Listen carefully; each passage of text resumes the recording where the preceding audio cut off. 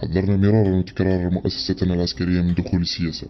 ودعونا قيادة المؤسسة إلى النأي بها عن العمل السياسي والتركيز على حماية الأمن الوطني. لكن وللأسف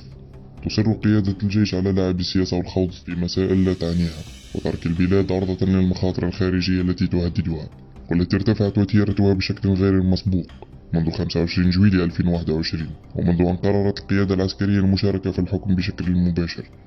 نحن أبناء المؤسسة العسكرية نؤكد لعموم شعبنا ولمن لهم ضمير في مؤسستنا العسكرية أن تقارير دقيقة تم تجميعها منذ بداية 2020. هذه التقارير تم العمل عليها طيلة 3 سنوات، وتشير إلى ارتفاع كبير في أعداد المهاجرين الأفارقة في تونس. ولكن قبل ذلك نريد أن نؤكد أنه ليس لنا أي دافع عنصري جعلنا نقوم بجمع هذه التقارير، ولكن ما لاحظناه من تدفقات مريبة وخطيرة لآلاف المهاجرين هو ما دفعنا لذلك، حيث تبين وفق تقارير دقيقة أن هؤلاء المهاجرين يجمعهم عامل مشترك بينهم، وهو أن غالبيتهم ينتمون إلى ما يسمى بتنظيم الإنجيليين، وهي عصابة متطرفة قادمة من أفريقيا الوسطى ودول جنوب الصحراء، وقامت بمجازر دموية بشعة ضد المسلمين. هذه العصابات لها ولاء أعمى لقياداتها الدينية، وتأتمر بأوامرها وتنفذ ما يطلب منها بشكل أعمى. وتقارير تفيد بأن العديد من الذين وصلوا إلى تونس ينتمون أو كانوا في السابق عناصر في ميليشيات أنتي بالاكا. والتدفق الكبير لعصابات الإنجيليين من الحدود الجنوبية والجنوبية الغربية للبلاد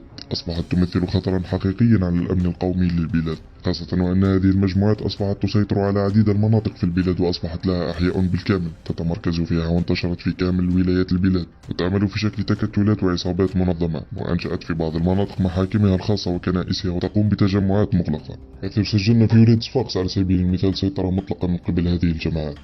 على أحياء مثل حي الأنس، كما شهدت هذه الأحياء أعمال عنف من قبل هذه الجماعات ضد التونسيين وضد ممتلكاتهم، ووصلت حتى الخطف والقتل. هذه التدفقات الخطيرة للآلاف من عصابات الإنجيليين تتزامن بحسب تقارير استخباراتية بنشاط مثير لمجموعة فاغنر، وهي تقارير متطابقة مع تقارير استخباراتية أمريكية تحذر من نشاطات فاغنر في المثلث الحدودي ليبيا تونس الجزائر، تحذر من تحركات لحوالي 80 مستشارا من فاغنر ينشطون ويتنقلون بين وزارة الداخلية وبعض الثكنات الأمنية والعسكرية، يقومون بهندسة التحركات الأمنية التي سمحت على الأغلب بهذه التدفقات الكبيرة لعصابات الإنجيليين من خلال الحدود. نحن أبناء المؤسسة العسكرية نؤكد أن هذه التقارير موجودة على طاولة القيادة العسكرية، ولكن وللأسف لم يتم التعامل معها بجدية، حيث تركز القيادة العسكرية على العمل السياسي بدل المهام المطلوبة منها، وهي حماية الوطن من التهديدات الخارجية، وتركز على محاربة السياسيين المناوئين لحكمها، وتفعل المحاكم العسكرية للنيل منهم.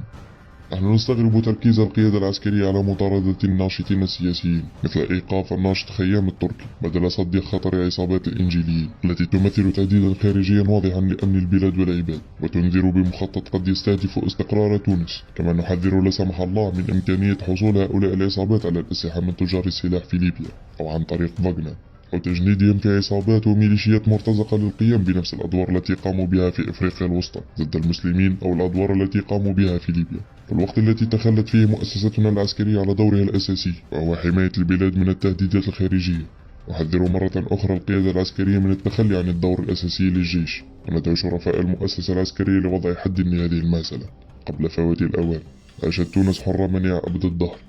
وعاش الجيش نصورا للوطن.